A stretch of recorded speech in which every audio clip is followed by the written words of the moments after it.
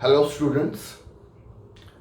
देखो बेटा, आज इंटीग्रेशन की जो हमारी क्लासेस की जो वीडियो चल रही है उसमें आपको पता है कि हमारा जो लास्ट क्लास में हमने इंटीग्रेशन का एक मेथड स्टार्ट कर दिया था, इंटीग्रेशन बाय सब्स्टिट्यूशन। 3 मेथड है, सब्स्टिट्यूशन, पार्शियल, बाय पार्ट्स।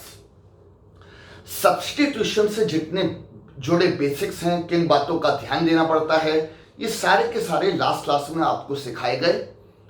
अगर आपने सब्स्टिट्यूशन की जो प्रीवियस क्लास है वो अटेंड नहीं की है तो बेटा ये क्लास आपको बिल्कुल समझ नहीं आएगी। तो मैं आपको यही सजेस्ट करूंगा कि पहले जो सब्स्टिट्यूशन की फर्स्ट क्लास हुई है, सब्स्टिट्यूशन टॉपिक की, राइट, जो मेथड्स ऑफ इंटीग्रेशन का वन ऑफ द पार्ट है, उससे पहले अटेंड करिए, तभी इस क्लास को लीजिए, अदरवाइज आप कुछ भी समझ नहीं पाएंगे। ठीक है, चलिए तो अब सब्स्टिट्यूशन में ही हम आगे प्रोसीड करते हैं। आज मैं इस क्लास की शुरुआत एक पैटर्न बेस्ड क्वेश्चन करने जा रहा हूं। ऑल्दो सब्स्टिट्यूशन के ही क्वेश्चंस हैं, बट सब्स्टिट्यूशन में एक पैटर्न बेस्ड है। आपको पता है कि मैंने बीच बीच में कुछ पैटर्न बेस्ड क्वेश्चंस आपको करवा रहा हूं। पैटर्न का मतलब मैं दोबारा से बोल देता हूं कि भाई कुछ ऐसे क्वेश्चन, 5-7 क्वेश्चन, जिसमें अगर मैं एक क्वेश्चन करवाऊं या ज्यादा से ज्यादा 2 क्वेश्चंस करवाऊं तो उसके सिमिलर बाकी क्वेश्चंस आप कर पाए। इस तरह के क्वेश्चंस को हम पैटर्न बेस्ड क्वेश्चंस कह देते हैं। ठीक है, और अगर आपको याद हो, अगर आपने लिस्ट बनाई हो, मैंने आपको बोला था फॉर्मूलों की, रूल्स की, पैटर्न्स की लिस्ट बना लीजिएगा। अगर आपने पैटर्न बेस्ड क्वेश्चंस की लिस्ट बनाई है तो आपको याद होगा अब तक हम 4 पैटर्न्स के क्वेश्चंस कवर कर चुके हैं, राइट। और आज मैं पैटर्न 5 कर रहा हूं, और जो पैटर्न 5 है वो बेसिकली रिलेट करता है किससे? सब्स्टिट्यूशन से। पहले 4 पैटर्न में कोई सब्स्टिट्यूशन नहीं थी। पैटर्न 5 जो आज मैं करवा रहा हूं उसमें वो सब्स्टिट्यूशन का एक हिस्सा है। ठीक है, राइट। तो चलिए पैटर्न 5 में देखिए बेटा, सबसे पहले 7 क्वेश्चन आपके सामने हैं। मैं इसमें 1 या 2 आपको करवाऊंगा, उम्मीद है कि बाकी आप खुद कर लेंगे।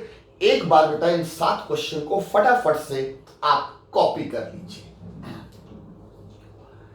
Sign x upon sine x plus alpha, alpha A कुछ भी हो जाए, यहां पर sine x upon sine x minus alpha, sine x plus A upon x plus B, sine x minus A upon sine x minus B, यहां पर x sine x minus alpha by sine x plus alpha. Number 6, integration of cos x by cos x minus alpha, and number 7 is cos x plus a upon cos x plus b। एक बात मैं basic आपको दोबारा याद दिला दूं, पहले भी बताया हुआ है, कई बार बताया हुआ है। इंटीग्रेशन में जब कोई क्वेश्चन हमें मिलता है तो एक क्वेश्चन में 2 वेरिएबल्स कभी नहीं होते, राइट। तो अगर इन क्वेश्चन में आपको x नजर आ रहा है, अल्फा भी नजर आ रहा है, इनफैक्ट ए और बी भी नजर आ रहे हैं, तो आपके माइंड में ये क्लियरिटी होनी चाहिए कि कौन कांस्टेंट है और कौन वेरिएबल है। तो इन सारे क्वेश्चंस में मैं आपको क्लियर कर दूं, x is only the variable, इसके अलावा अल्फा, ए, बी, ये सब क्या ट्रीट होंगे बेटा? कांस्टेंट ट्रीट होंगे। और मैं कैसे कह सकता हूं कि एक्स ही वेरिएबल है? रिस्पेक्ट देखिए डीएक्स लगा हुआ है, सब में तो समझ आ रहा है कि वेरिएबल एक्स ही है। ठीक है, तो चलिए अब समझते हैं कि इस तरह के क्वेश्चंस को कैसे टैकल करना है। तो इसमें बेटा मैं सबसे पहले सॉल्यूशन नंबर 1 आपको करवाता हूं।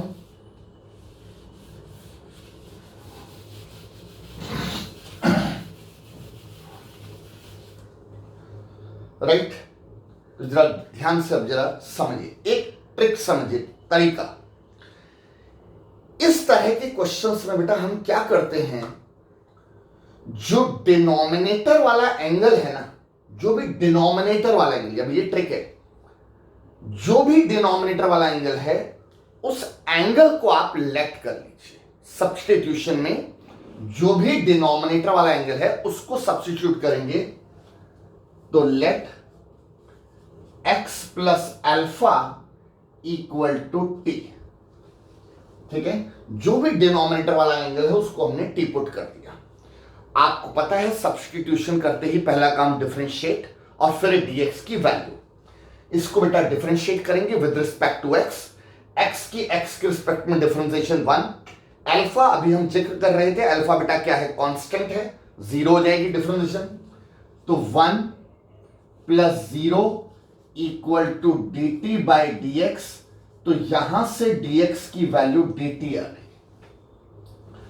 अब हम बेटा क्वेश्चन पर आ गए, डिनोमिनेटर में साइन x प्लस अल्फा को t माना है, ये t हो गया, न्यूमरेटर में साइन x, अच्छा dx की जगह है आप क्या लिखने वाले हो, dt, ध्यान से देखना, dx को बेटा dt लिख दिया, साइन x प्लस अल्फा को आपने t माना है, ये लिख दिया, ऊपर बचा कौन, साइन x, ठीक है। और आपको पता है x जो है किसी हालात में dt के रिस्पेक्ट में इंटीग्रेट नहीं हो सकता, ये लास्ट क्लास में ही मैंने सिखाया, मैं जिसकी बात कर रहा था कि बिना उस क्लास के ये क्लास समझ नहीं आएगी, उसी में बेटा कॉन्सेप्ट सिखाया है कि अगर x बच जाता है, अब आप देखिए ये x बच गया जो dt के रिस्पेक्ट में इंटीग्रेट नहीं हो सकता, तो अगर x बच जाता है तो उसका इलाज क्या है कि जो आपने सब्स्टिट्यूशन की है वहां से बेटा x की वैल्यू निकाल लीजिए, और क्या वैल्यू आएगी, t माइनस अल्फा, तो मैं इस x को हटाकर क्या लिख देता हूं, t माइनस अल्फा। अरे बेटा x की वैल्यू मैंने निकाली t minus alpha, right, done, समझ आ गई बात बेटा यहां तक। चलिए अब इसके बाद, अब ये पूरी तरीके से क्वेश्चन t में आ गया, तो ये ध्यान रहेगी बात, अगर x बच जाए तो वैल्यू कहां से निकालते हैं, सब्स्टिट्यूशन से निकाल के डाल दी, क्यों, क्योंकि x जो है वो dt के रिस्पेक्ट में इंटीग्रेट नहीं हो सकता। अब इसके न्यूमरेटर पार्ट में ध्यान से देखिए बेटा, ट्रिगो का एक फॉर्मूला, ठीक है, ट्रिगो का एक फॉर्मूला मैं आपको याद दिलाता हूं, sine a minus b, numerator part को बेटा ध्यान से देखिए, साइन a माइनस बी के फॉर्मूले की शेप ले रहा है, क्या फॉर्मूला होता है, sign A into cos B minus का cos A into sine B, ठीक है। तो ये फॉर्मूला बेटा मैंने आपसे बोला था ट्रिगो के बेटा फॉर्मूले याद कर लो, उसके बिना काम नहीं चल पाएगा। तो साइन ए माइनस बी के फॉर्मूले को माइंड में रखते हुए sine t minus alpha, as a बेटा कौन है टी, एज ए बी कौन है बेटा अल्फा, ये फॉर्मूला लगा देते हैं, तो क्या आएगा, sine t into cos alpha minus का cos t into sine alpha divided by sine t पहले से है और यहां पर डी टी। इस वाले स्टेप का अगर रीजन देना चाहें, अपने समझने के लिए देना चाहें, तो ये रीजन लिख सकते हैं कि बाय यूजिंग दिस, ये फॉर्मूला यूज करके हमने ये लिया है, ठीक है बेटा, साइन ए माइनस बी का फॉर्मूला लगा दिया, राइट, ये रीजन में लिख लीजिएगा।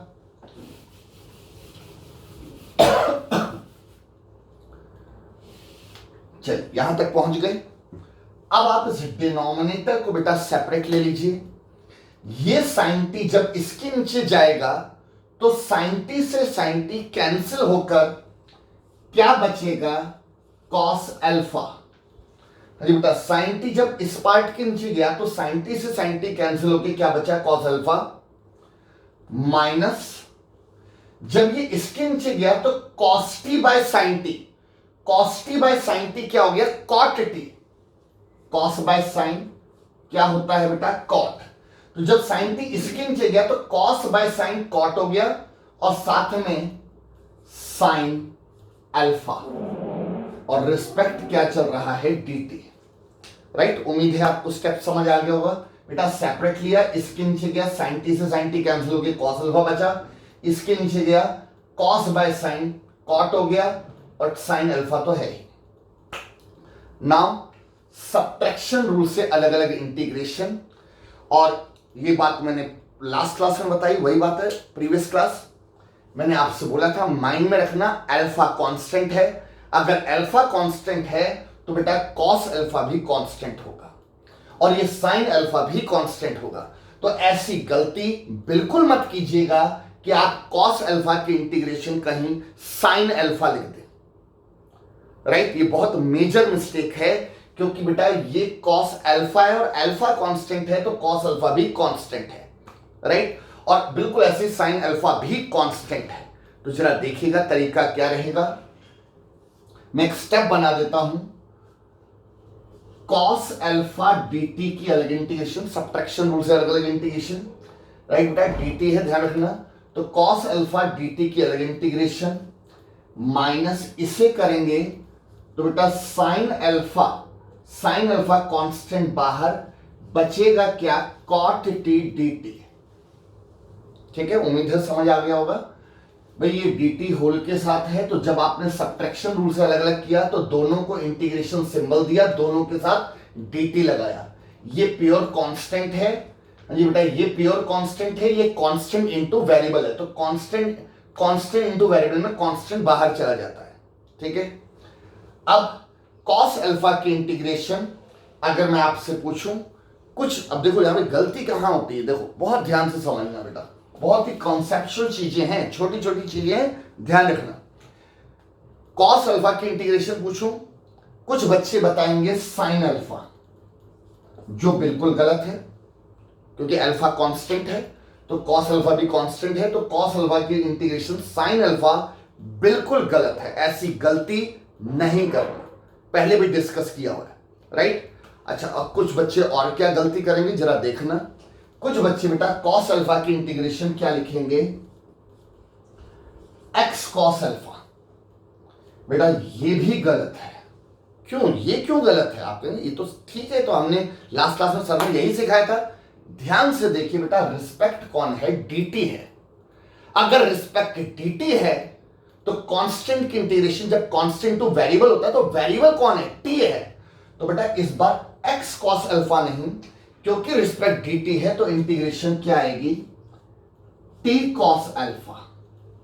समझ आए, बहुत छोटे से बेसिक्स है बट बहुत ध्यान देना पड़ेगा। वेरिएबल dt है तो इसलिए क्या आएगा, t cos alpha minus sin alpha बेटा एज इट इज, कॉट की इंटीग्रेशन आपको याद होनी चाहिए, फॉर्मूलों की लिस्ट है आपके पास, ग्रुप 2 के फॉर्मूले। कॉट की इंटीग्रेशन लॉग मॉडुलस में sin x, बस x की बजाय t, modulus plus c। Clear बेटा यहां तक।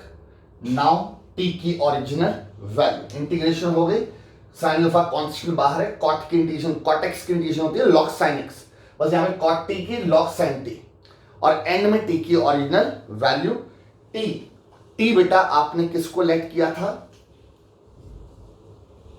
x प्लस अल्फा को t माना था हमने, तो हम इस t की जगह क्या लिख देते हैं, x प्लस अल्फा इनटू में cos अल्फा।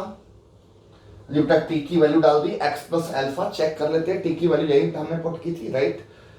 ठीक है, तो t की जगह x plus alpha cos alpha minus sin alpha into log sin x plus alpha bracket close mod close plus c, right. तो बेटा t की मैंने ओरिजिनल वैल्यू डाल दी, t की वैल्यू क्या है, x प्लस अल्फा, यहां पर भी t की value x plus alpha. Mind में आता है कि ठीक है हो गया आंसर, क्या यहां आंसर छोड़ दें, हमने टी की वैल्यू डाल दी, टी की वैल्यू डालना तो बहुत जरूरी है, राइट, वरना आपके नंबर कट जाएंगे। टी की वैल्यू डाली और आप, हमें लगता है आंसर आ गया, इनफैक्ट मैं कहता हूं आ भी गया, बट एक बेटा बेसिक सिखाता हूं, जरा ध्यान देना, बड़े काम की चीज है, जरा सुनना। अगर ये एनसीईआरटी का क्वेश्चन है मान लीजिए, या किसी भी बुक का क्वेश्चन है, आप पीछे से आंसर टैली करेंगे, ये आंसर टैली नहीं होगा। ठीक है, आपने ये आंसर निकाल दिया, पीछे से चेक करने की कोशिश की, पीछे से आंसर क्या दिया, मैं आपको वो बताता हूं कि वो आंसर पीछे आपको क्या मिलेगा। आपको आंसर मिलेगा x cos अल्फा माइनस का sin alpha into log sine x plus alpha plus c। आपका ये आंसर आया, किसी भी बुक से आप चेक करोगे पीछे वो ये आंसर देगा, और आप कंफ्यूज हो जाओगे कि ये क्या गड़बड़ हो रही है, हमारा ये आंसर आ रहा है, ध्यान से देखिए पीछे ये आ रहा है, तो इसके पीछे क्या लॉजिक है, क्यों आ रहा है। चलिए इसको समझाता हूं आपको, ध्यान से समझिए। मैं कहता हूं बेटा 1% आपने यहां छोड़ दिया, चल जाएगा, चल जाना चाहिए, पर फिर भी आपको नॉलेज होनी चाहिए। ठीक है, कि भाई किस तरह से, अगर आपको याद रहे, अब जो मैं काम कर रहा हूं ये आंसर निकालना, यहां तक पहुंचे ना, अब जो मैं प्रोसेस करूंगा याद रहे तो कर दीजिएगा, थोड़ा बेटर रहेगा, ठीक है। तो जरा देखिए कैसे, कॉस अल्फा के साथ ब्रैकेट खोल दिया, कॉस अल्फा के साथ जब ब्रैकेट खोला तो क्या आया, एक्स कॉस अल्फा प्लस का alpha cos alpha, cos alpha के साथ ब्रैकेट खोल दिया, माइनस का sine alpha into log modulus में sine x plus alpha bracket close plus, right, यहां तक हो गया बेटा, ब्रैकेट खोल दिया। अब जरा ध्यान देना, ये जो अल्फा कॉस अल्फा है बेटा, ये ध्यान दीजिए, आप बताइए अल्फा कांस्टेंट है तो अल्फा कॉस अल्फा ये पूरी टर्म कांस्टेंट है, और इस प्लस का सी ये भी कांस्टेंट है। तो वो क्या करता है एनसीईआरटी वाला कि कांस्टेंट प्लस कांस्टेंट, हाँ जी, कांस्टेंट प्लस कांस्टेंट को मर्ज करके एक सिंगल कांस्टेंट लिख देता है, राइट। तो वो क्या करेगा, एक्स कॉस अल्फा को as it is copy, minus का sine alpha into log sine x plus alpha को as it is copy, right. और ये वाला कांस्टेंट, ये पूरा कांस्टेंट है, और ये वाला कांस्टेंट मर्ज करके एक सिंगल कांस्टेंट लिख देगा, क्योंकि constant plus constant is also constant, तो प्लस, चलिए कैपिटल सी लगा देता है। मान लीजिए, अब देखो स्मॉल सी कैपिटल सी में की इतनी एक्यूरेसी की चिंता नहीं करना, सी तो आपको पता है स्मॉल सी कैपिटल सी लगभग एक ही जैसे चलता है, ठीक है, तो उसकी इतनी चिंता मत करना कि हमें थोड़ा बड़ा सा सी बनाना है, थोड़ा छोटा बन गया गलत तो नहीं है, कुछ नहीं फर्क पड़ता बेटा। Constant plus constant ultimately constant, एक नया। अगर आप ये सोचते हैं कि सर पहले तो सी था, आप दोबारा आपने सी ले लिया, आप कुछ और ले लो, वरना मैं कहता हूं पहले मैंने स्मॉल सी लिखा था, अब मैंने कैपिटल सी लिख दिया, बात तो एक ही है बेटा, कोई क्या फर्क पड़ता है। तो this is my final answer. तो उम्मीद है आप एक नई चीज सीखी होगी आपने इस क्वेश्चन के थ्रू, ठीक है, राइट, डन।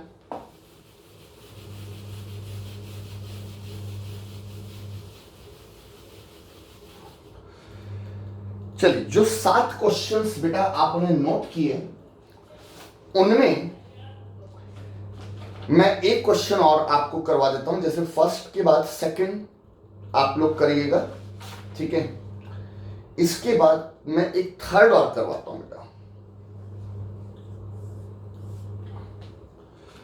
थर्ड है sine x plus A upon sine x plus B, ठीक है। चलिए, जैसा कि मैंने आपको ट्रिक समझाई है, जो डिनोमिनेटर वाला एंगल है उसको लेट करना, यही ट्रिक है इन क्वेश्चंस की। So let x plus b equal to t, let करते ही बेटा डिफरेंशिएट, ये 1 आ गया, b की डिफरेंशिएशन 0 हो गई, कांस्टेंट है, t का बेटा dt बाई dx, तो यहां से dx equals to dt। Question पर आ गए, sine x plus A upon sine t, x plus B को आपने t माना है तो बेटा साइन t हो गया, और dx इक्वल टू dt, ठीक है।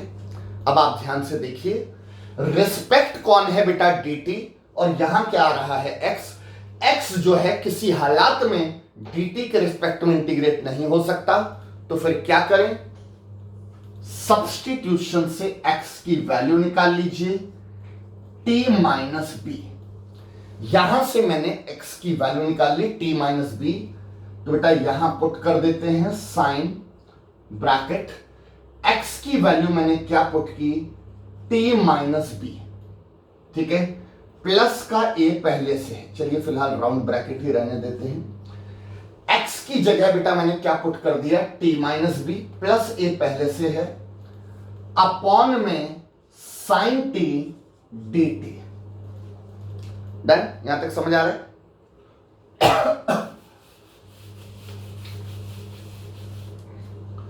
अच्छा, अब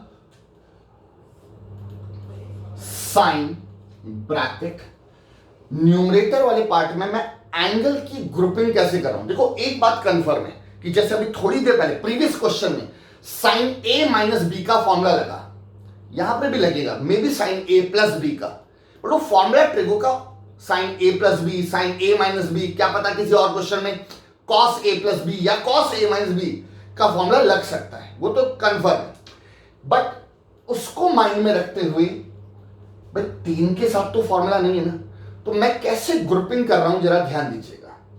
मैं इसमें बेटा क्या करता हूं, क्योंकि नीचे सिर्फ अकेला टी है, क्योंकि नीचे अकेला टी है, तो मैं ऊपर क्या करता हूं कि एक टी को तो अलग रखता हूं, इस वाले टी को, और जो बची हुई कांस्टेंट टर्म है, हाँ जी वेरिएबल टर्म को अलग कर दिया, जो बची हुई कांस्टेंट टर्म है इसको मैं कैसे लिख रहा हूं, प्लस ए माइनस बी।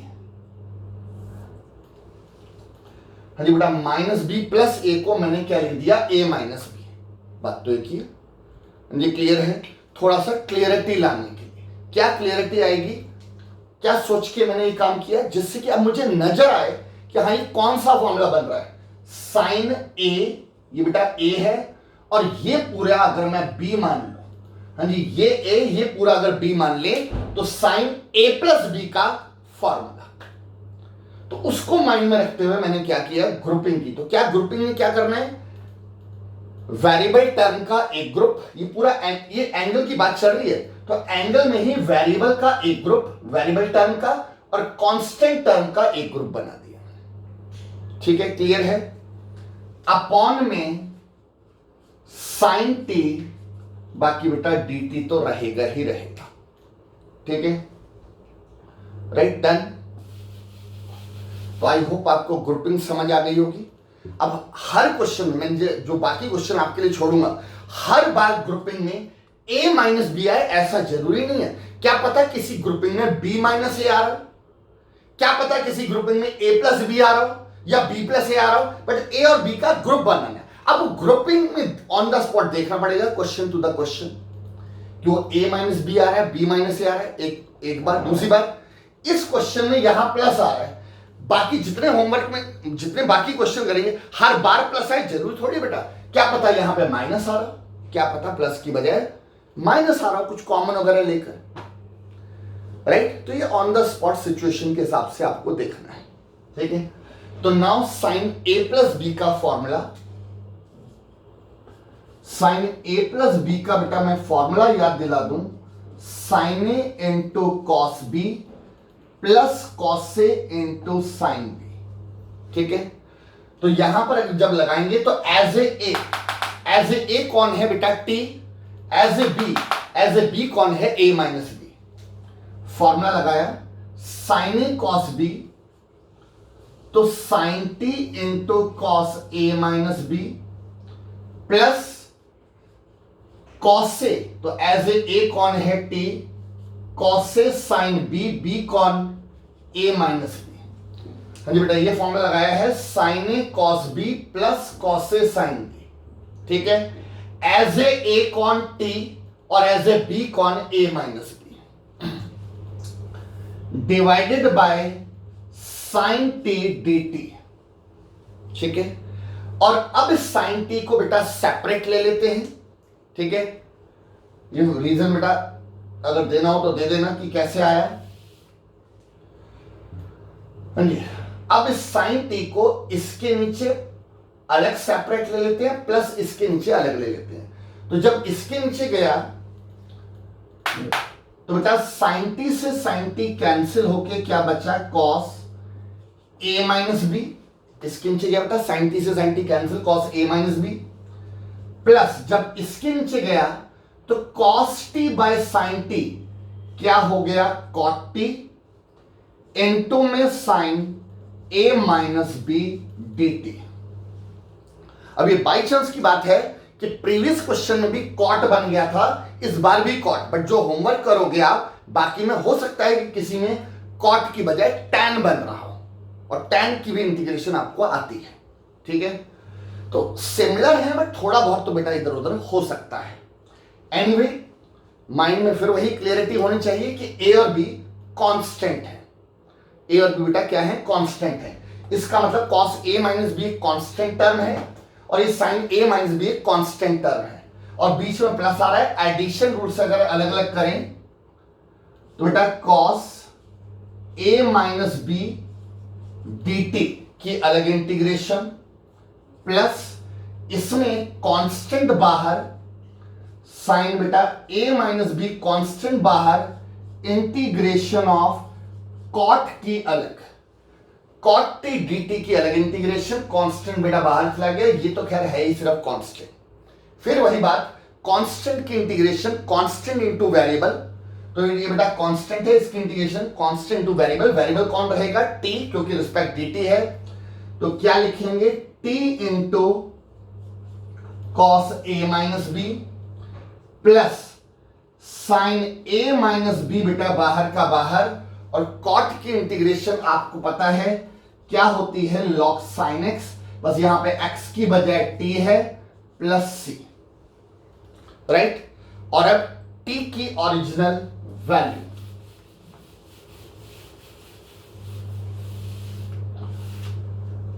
हाँ जी बेटा, t की ओरिजिनल वैल्यू, t जरा क्वेश्चन को देख लीजिए, t आपने किसे लेट किया था? x प्लस बी को, तो जहां जहां t है, राइट, आपने x प्लस बी को ही t पुट किया था, राइट, तो जहां जहां x t है वहां पर x प्लस बी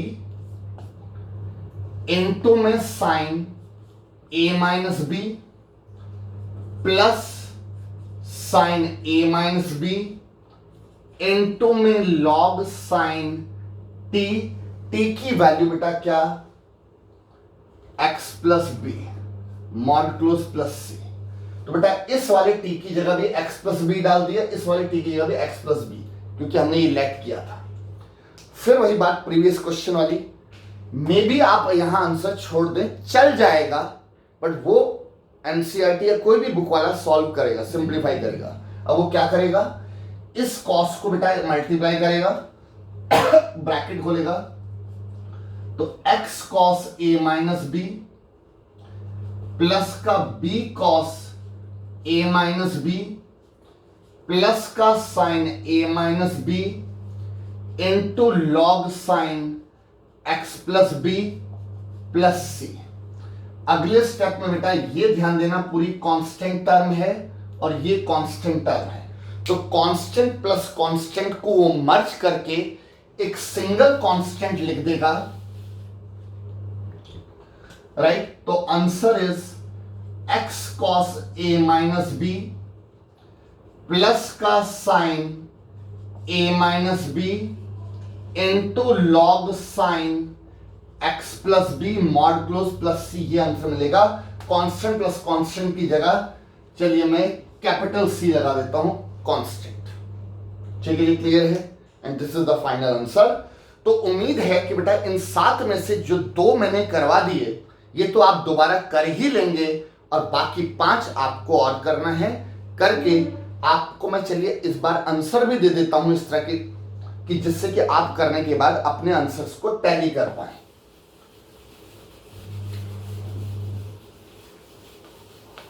और अगर आंसर टैली नहीं हो रहा तो आप मुझे भेजकर उसको टैली कर सकते हैं, मतलब आप मुझे भेजिए, उसमें मैं बता दूंगा कि क्या गलती वगैरह कर रहे हैं आप, राइट। तो एक बार बेटा आंसर्स लिख लीजिए, राइट। आंसर 2, 1 तो बेटा मैंने निकाल दिया, तो उसका आंसर देने का कोई पॉइंट नहीं है। Answer 2 is sine alpha into में लॉग मॉडुलस के अंदर sine x minus alpha mod close, sine x minus alpha mod close plus का x कॉस अल्फा प्लस सी। ये बेटा आंसर 2 है, इसको नोट कर लीजिए और आंसर को टैली कर लीजिएगा। इसके बाद आंसर 4, क्योंकि थर्ड बेटा मैंने अभी भी कंप्लीट करवा दिया, आंसर आपके पास ऑलरेडी है। x cos b minus A, x cos b minus A plus का साइन b माइनस ए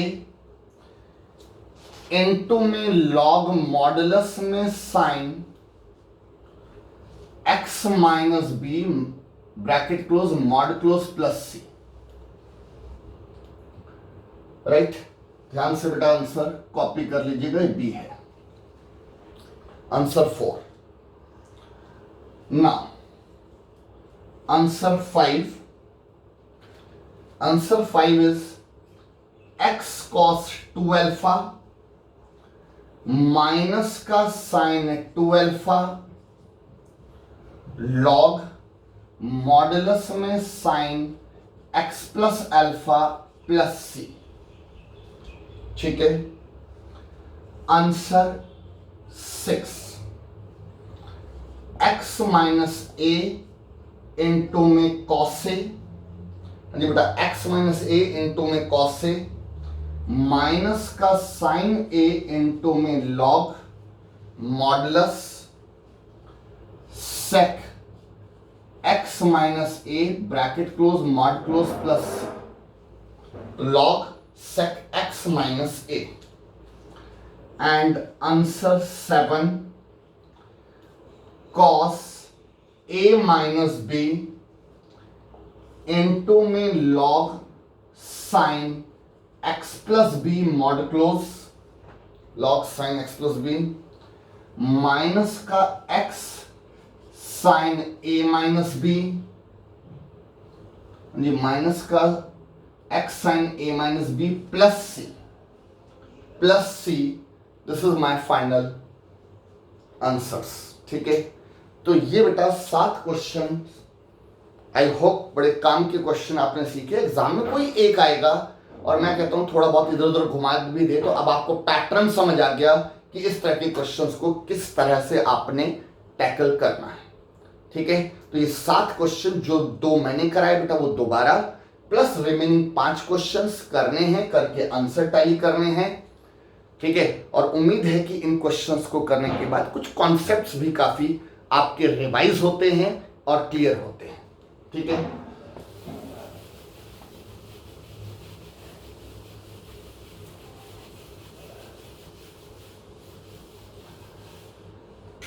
चलिए तो आज पैटर्न 6 तो हो गया और 5 हो गया।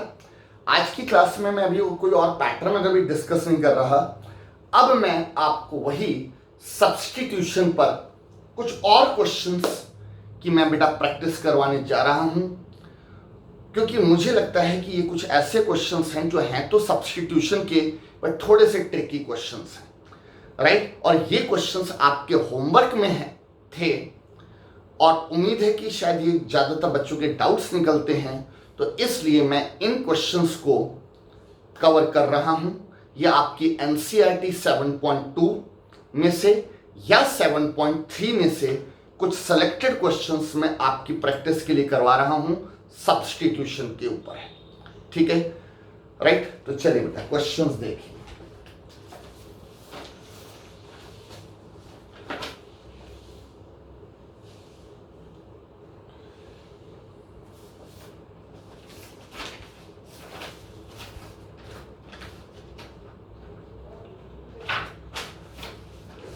हाँ जी बेटा, 1 मिनट बेटा।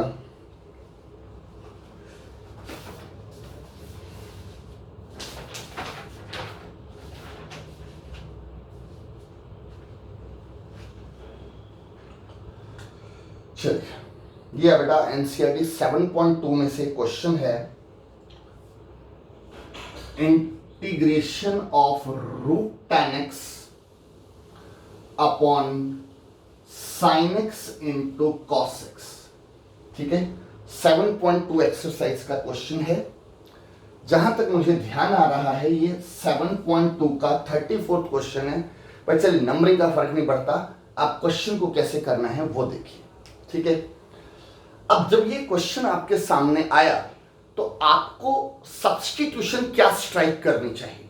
ठीक है, अब इतना बेटा मैंने प्रीवियस क्लास में बताया था कि अगर क्वेश्चन में रूट आ रहा है, अगर क्वेश्चन के अंदर बेटा रूट आ रहा है, तो मैंने बोला था ज्यादातर, हमेशा तो नहीं, ज्यादातर हम रूट के अंदर वाले को लेट करते हैं तो यहां पर बेटा मैं tan x को लेट करूंगा और वो भी क्या, टी स्क्वायर। नॉर्मली हम टी पुट करते हैं, बट अगर रूट के अंदर वाले को ले रहे हैं तो बेटर थोड़ा सा टी स्क्वायर रहता है। ऑल्दो टी से भी हो जाएगा बट बेटर रहता है टी स्क्वायर। ठीक है, लेट करते हैं बेटा डिफरेंशिएट tan x की डिफरेंशिएशन sec स्क्वायर, डिफरेंशिएट कर रहा हूं with respect to x। Right hand side में बेटा टी स्क्वायर की डिफरेंशिएशन पहले 2t, बेटा टी स्क्वायर की डिफरेंशिएशन पहले क्या हो गई 2t, और फिर t की डिफरेंशिएशन dt बाई dx। ठीक है, पहले पावर रूल लग गया, 2t हो गया, फिर बेस की dt बाई dx। यहां से बेटा dx की वैल्यू 2t dt अपॉन में sec स्क्वायर x। ये तो मैंने बोला था आदत डाल लो, सब्स्टिट्यूशन करते ही पहला काम डिफरेंशिएट किया, dx की वैल्यू निकाली, क्वेश्चन पर आ गए। tan x को बेटा आपने टी स्क्वायर माना है तो स्क्वायर से रूट कैंसिल होकर t आ गया, डिनोमिनेटर में sin x इंटू में cos x, और बेटा dx की वैल्यू हमने क्या निकाली है 2t dt अपॉन में sec स्क्वायर x। ठीक है, बताइए dx की वैल्यू डाल दी हमने, tan x को t स्क्वायर तो स्क्वायर से रूट कैंसिल, ये तो एज इट इज। अब आप इसके न्यूमरेटर पार्ट को देखिए, 2t स्क्वायर, t और 2t मल्टीप्लाई होकर 2t स्क्वायर, और अगर डिनोमिनेटर पार्ट को ध्यान से देखें तो डिनोमिनेटर पार्ट आएगा tan x। आप कहेंगे सर कैसे, tan x कैसे आ गया? बेटा sec स्क्वायर का मतलब होता है 1 by cos square, sec square 1 by cos square, cos square, तो एक cos से ये cos कट गया, एक cos बच गया, और ऊपर sin दिए तो sin बाय cos tan। अब लिख के देख लो, sec स्क्वायर को आप अगले स्टेप, एक स्टेप बनाना चाहो बना दो, sec स्क्वायर को एक बार 1 बाय cos स्क्वायर लिखो, एक cos से cos कटेगा, sin बाय cos tan आ जाएगा। ठीक है, और अब tan x आया है, और x जो है वो बेटा dt के रिस्पेक्ट में इंटीग्रेट नहीं हो सकता, तो x को हटाना है, और अगर x की वैल्यू, अगर x को हटाना है तो वैल्यू कहां से निकालते हैं, सब्स्टिट्यूशन से। और सब्स्टिट्यूशन में मैंने क्या नोटिस किया, मैं सोच तो रहा था कि x को हटाऊं, बट मुझे सब्स्टिट्यूशन में tan x मिल गया। हाँ जी, मुझे tan x मिल गया सब्स्टिट्यूशन में, तो मैं फिर सीधा tan x की वैल्यू डाल देता हूं। तो बेटा अगले स्टेप में क्या आएगा जरा ध्यान दीजिएगा,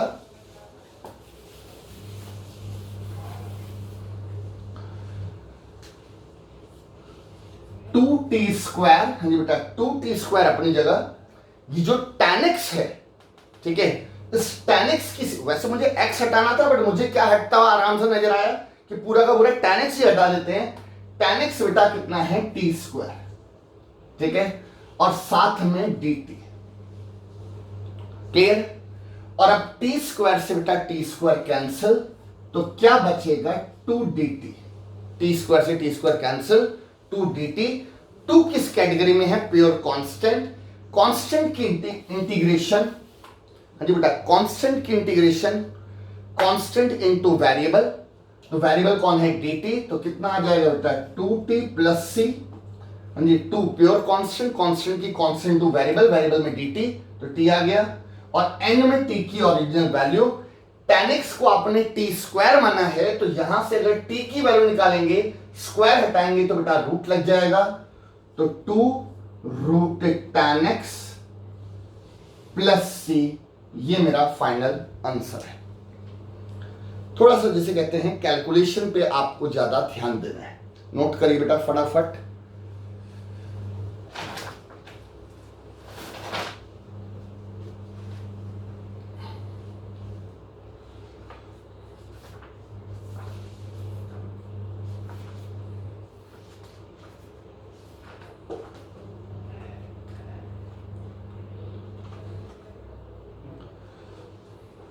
डन।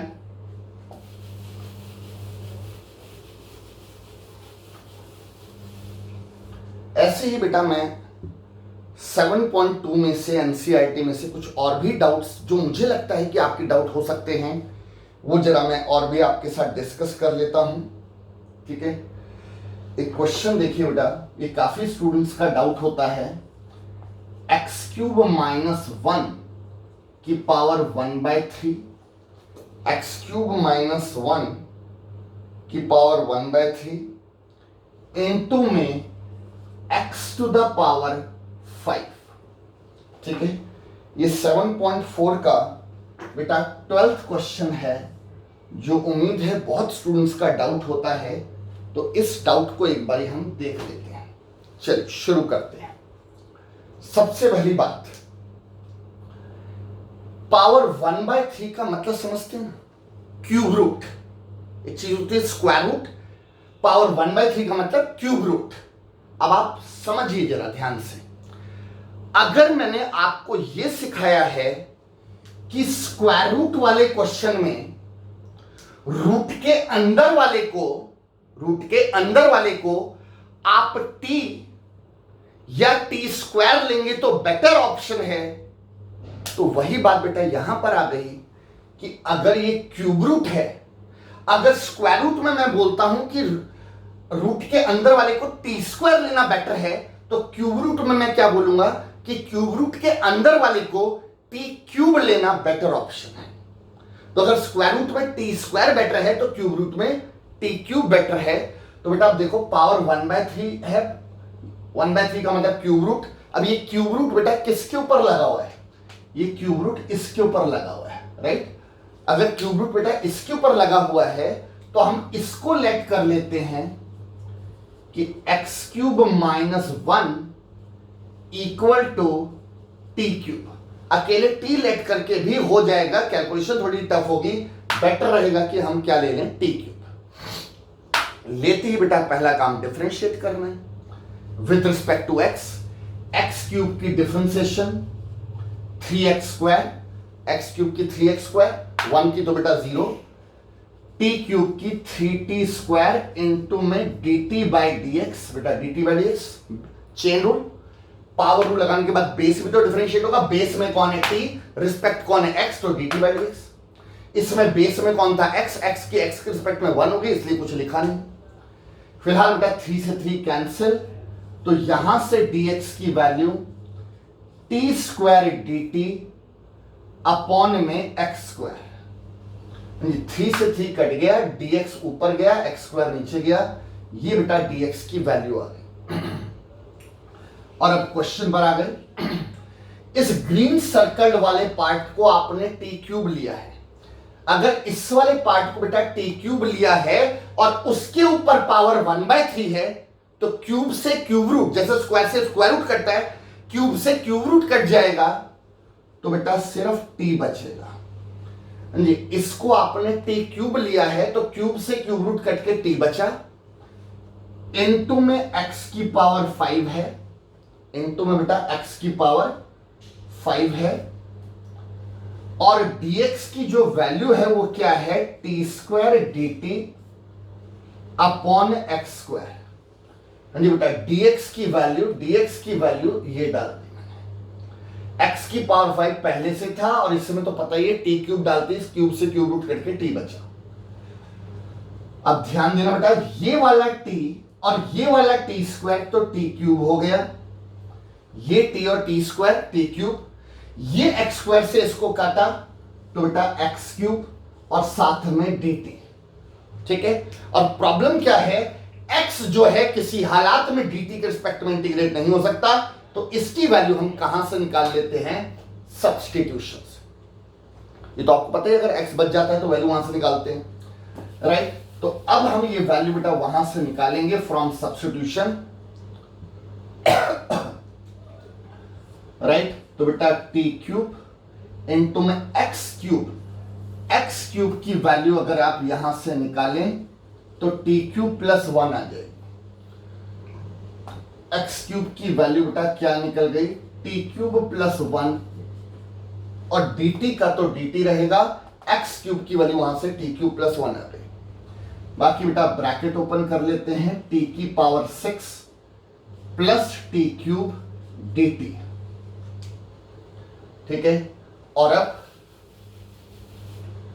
एडिशन रूल से अलग अलग इंटीग्रेशन करेंगे। t की पावर 6 में बेटा पावर रूल, t की पावर 7/7 यहां पर पावर रूल टी की पावर 4/4 प्लस सी, एंड में टी की ओरिजिनल वैल्यू। अब जरा टी की ओरिजिनल वैल्यू देखना बेटा, आपने x³ - 1 को t³ माना है, तो अगर यहां से t की वैल्यू निकालेंगे तो x³ - 1 की पावर 1/3।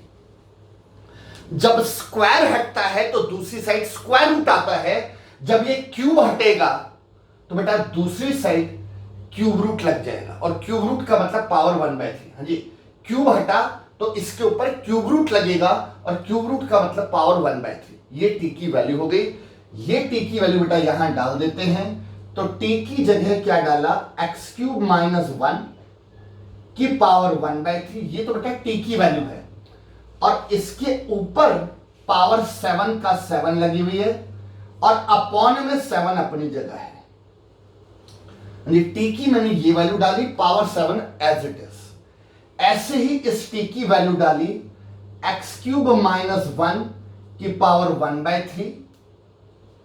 बेटा ये तो टी की वैल्यू, इसके ऊपर power 4 as it is by 4 और प्लस सी, राइट। और इसका रीजन देना चाहें तो ये अपने लिए रीजन लिख सकते हैं, भाई ये टी की वैल्यू हम कहां से लाए, इसको t³ माना था तो टी की वैल्यू उसका क्यूब रूट हो गया, राइट। बेटा रीजन समझ आ गया टी की वैल्यू डालने का। और अब आप फाइनल आंसर बेटा कैसे लिखेंगे, x³ - 1 की पावर 7/3/7 प्लस x³ - 1 की पावर 4/3/4 प्लस सी, ये आपका फाइनल आंसर आ गया।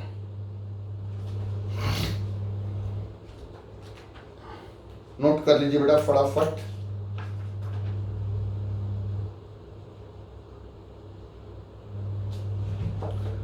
डन।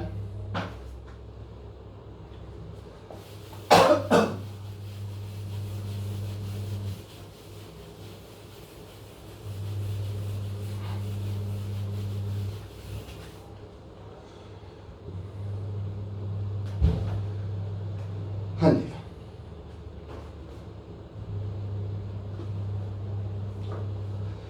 इसके बाद जो आपकी थोड़ी प्रॉब्लम आ सकती है वो है बेटा 7.2 के 19th question, e to the power 2x minus 1 upon e to the power 2x plus 1। ठीक है, क्वेश्चन बहुत छोटा है, बहुत इजी सा क्वेश्चन है, बट प्रॉब्लम ये है कि जो इसमें काम होना है वो शायद फर्स्ट अटेम्प्ट में स्ट्राइक नहीं करता है। ठीक है, इसमें बेटा क्या करना है, स्टेटमेंट लिखिए इसके नीचे, divide numerator and denominator by e to the power x। e to the power x से न्यूमरेटर डिनोमिनेटर को डिवाइड कर दीजिए। आपको पता है मैथ्स में एक ही चीज से न्यूमरेटर डिनोमिनेटर को डिवाइड करते हैं, फर्क नहीं पड़ता। मैंने बेटा e की पावर x से डिवाइड कर दिया। अब इससे क्या फायदा होगा जरा देखिए। पहली बात तो ये कि जब न्यूमरेटर को डिवाइड करेंगे तो बेटा ये जो e की पावर 2x है, जब e की पावर x से डिवाइड होगा तो e की पावर x रह जाएगा माइनस, और जब ये 1 e की पावर x से डिवाइड होगा तो e की पावर माइनस x आ जाएगा। बेटा इतनी तो आपको डायरेक्ट कैलकुलेशन करने की आदत डालनी पड़ेगी। e की पावर x को जब न्यूमरेटर को डिवाइड किया तो बेटा ये भी डिवाइड होगा, ये भी डिवाइड होगा। जब ये डिवाइड होगा तो e की पावर 2x अपॉन e की पावर x, डिवीजन हो रही हो, बेस से हो, पावर सब्ट्रैक्ट होके ये बचेगा। और जो 1/e की पावर x आएगा, ये 1 भी तो डिवाइड होगा e की पावर x से, उसे ऐसे लिख देंगे ऊपर ले जाके साइन चेंज पावर का। अब वही बात बेटा, जब डिनोमिनेटर डिवाइड होगा तो जब ये डिवाइड होगा तो ये e की पावर x रह जाएगा। ये e की पावर 2x को e की पावर x से करेंगे, वही बात है, डिवीजन हो रही हो, बेस सेम हो तो पावर सब्ट्रैक्ट होती है, तो 2x से x सब्ट्रैक्ट होके x आ जाएगा। और प्लस जब 1 को डिवाइड करेंगे तो e की पावर माइनस एक्स आएगा।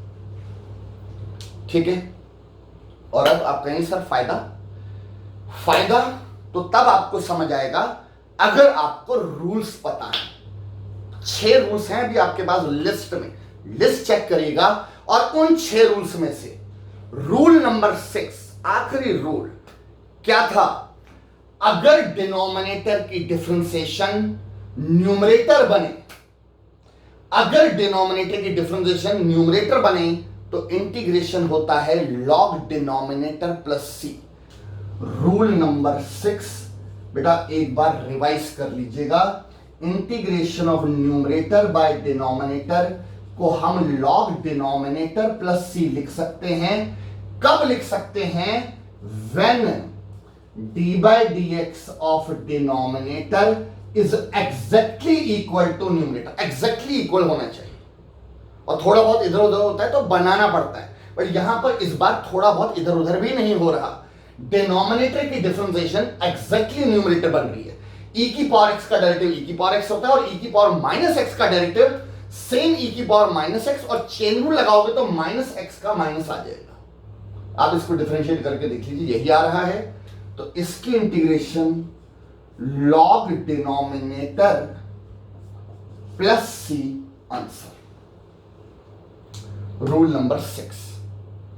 ठीक है, तो अब आप देख लो बेटा 2 लाइनों का क्वेश्चन है, बट अगर स्ट्राइक नहीं किया तो नहीं किया। ठीक है, प्रैक्टिस चाहिए इन सारी चीजों के लिए। और रूल वही बात है कि जब तक रूल नहीं पता हो फिर तो आप बिल्कुल भी कुछ भी नहीं सोच सकते बेटा। ठीक है, तो रूल नंबर 6 को एक बार रिवाइज कर लीजिएगा। अच्छा, ये था बेटा 19th क्वेश्चन, और जिसका 19th डाउट आता है कंफर्म है कि उसका 20th भी डाउट आता ही आता है। इसको देखिए, e to the power 2x minus e to the power minus 2x upon में e to the power 2x plus e to the power minus 2x।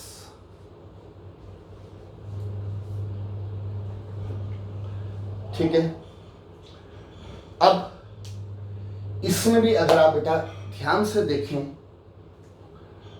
तो इसमें अगर मैं आपसे ये पूछता हूं कि क्या न्यूमरेटर की और डिनोमिनेटर, देखो पिछली बार तो याद है यहां पे 1 1 था, इस बार तो 1 1 तो है नहीं। ठीक है, लगभग डिवाइड करने के बाद जो आया था ना प्रीवियस क्वेश्चन में e की पावर x से डिवाइड करने के बाद जो आया था लगभग ही वैसे ही आ गया। ठीक है, तो आपने कहा, आपके माइंड में आया चलो ठीक है सर फिर वो रूल लगा दें, नहीं थोड़ा रुको, पहले चेक करो क्या डिनोमिनेटर की डिफरेंशिएशन एग्जैक्टली न्यूमरेटर बन रही है।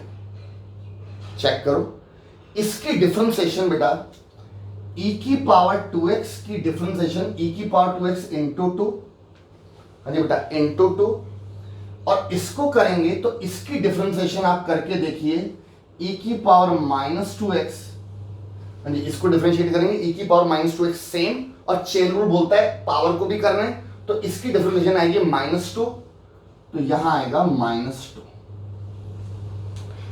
तो कहने का मतलब यह है कि मैंने क्या नोटिस किया, मैंने नोटिस ये किया कि डिनोमिनेटर की डिफरेंशिएशन एग्जैक्टली न्यूमरेटर नहीं बन रही।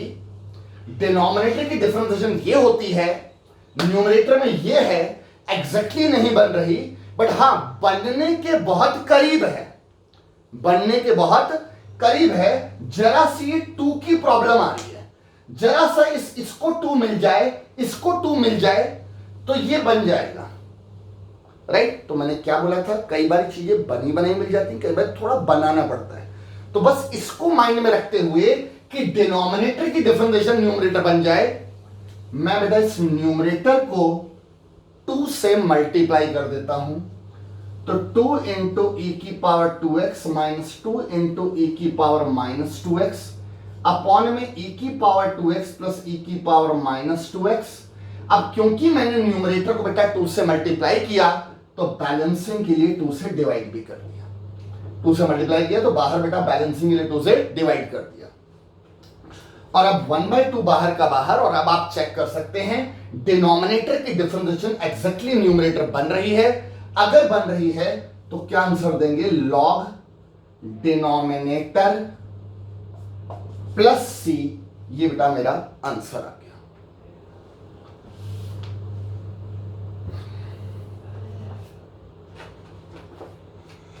ये नोट कीजिए बेटा फटाफट।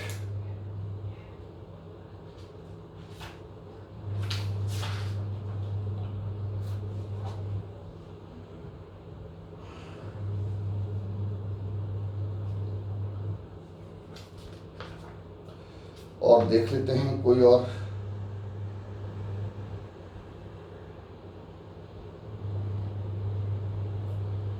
ठीक है, राइट।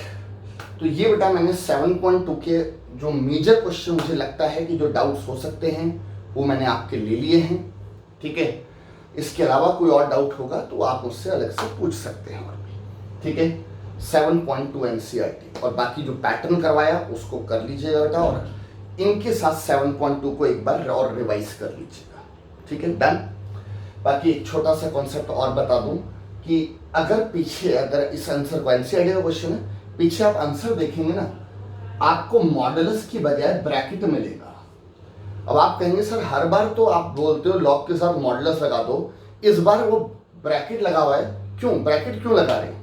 तो इसलिए मेरा कहना है कि आप मॉडुलस लगाओ, कोई दिक्कत वाली बात नहीं, बट एनसीईआरटी वाला ब्रैकेट क्यों लगा रहे हैं? देखो आप पहले इस चीज को समझो, मॉडुलस क्यों लगाते हैं कि लॉग नेगेटिव वैल्यू के लिए डिफाइन नहीं हो सकता, इसलिए हम लॉग के साथ कुछ भी आता है उसे मॉडुलस में कर देते हैं कि भाई अगर बाई चांस ये वाली टर्म लॉग के साथ जो अटैचमेंट है, अगर बाई चांस वो नेगेटिव भी है तो पॉजिटिव हो जाए, अगर वो नेगेटिव भी है तो पॉजिटिव हो जाए, क्योंकि नेगेटिव के लिए लॉग डिफाइन नहीं हो सकता। बट इस वक्त लॉग के साथ जो देख रहे हैं आप, वो बाय डिफॉल्ट नेगेटिव हो ही नहीं सकता। आप मुझे बताओ, एक्स की जगह जो मर्जी डाल दो, एक्स की जगह कोई नेगेटिव वैल्यू भी डाल दो, एक्स की जगह कोई नेगेटिव वैल्यू भी डाल दो बेटा, ये term can not be negative, ये नेगेटिव हो ही नहीं सकती, ये बाय डिफॉल्ट है, ये कंफर्म है, 100% कंफर्म है। एक्स की जगह कुछ भी डाल दो, ये टर्म पॉजिटिव आएगी। अब जब उसे ये लगता है, एनसीईआरटी वाले को जब ये लगता है कि लॉग वाली जो टर्म है वो बाय डिफॉल्ट पॉजिटिव है, वो कभी नेगेटिव हो ही नहीं सकती, तो वो फिर ब्रैकेट में वो मॉडुलस ना लगा के फिर उसको सिंपल ब्रैकेट में क्लोज कर देता है, राइट। बट आप अगर ये सोचते हैं कि हमें क्या इतना ध्यान रखना पड़ेगा कि ब्रैकेट लगाना है, मॉडुलस लगाना है, नहीं बेटा कुछ नहीं, इसीलिए मैंने जिक्र ही नहीं किया था आपसे। मैंने आपसे बोला आप मॉडुलस लगाओ, कोई दिक्कत नहीं, राइट। आप ब्रैकेट की बजाय मॉडुलस लगा दोगे वो गलती नहीं है, हाँ मॉडुलस की बजाय ब्रैकेट लगा दोगे वो गलत हो जाएगा। तो इसलिए बार बार इधर उधर चेक ना करना पड़े, कंफ्यूजन ना हो, तो आदत ही डाल लो कि लॉग के साथ कोई भी आंसर आएगा हम बेटा मॉडुलस ही लगाएंगे, राइट। बट अगर एनसीईआरटी में ब्रैकेट देखें तो उसको देख के कंफ्यूज मत हो जाना कि इसने ब्रैकेट क्यों लगा दिया, क्या रीजन है। मैंने बता दिया कि जब उसे लगता है कि कंफर्म है 100% कि लॉग के साथ जो अटैचमेंट है वो पॉजिटिव होगी, तो फिर वो मॉडुलस न लगा के नॉर्मल ब्रैकेट लगा देता है। बट आप मॉडुलस लगा दो, कोई प्रॉब्लम नहीं, राइट। तो चलिए बेटा आज की इस क्लास को हम यहीं वाइंड अप करते हैं। उम्मीद है आपको आज काफी कुछ सीखने को मिला, और जो चीजें मैंने सिखाई उनको बेटा अच्छी तरह से रिवाइज कीजिए और होमवर्क पे पूरा पूरा ध्यान दीजिए, ठीक है। तो इस क्लास को बेटा यहीं वाइंड अप करते हैं। Thank you.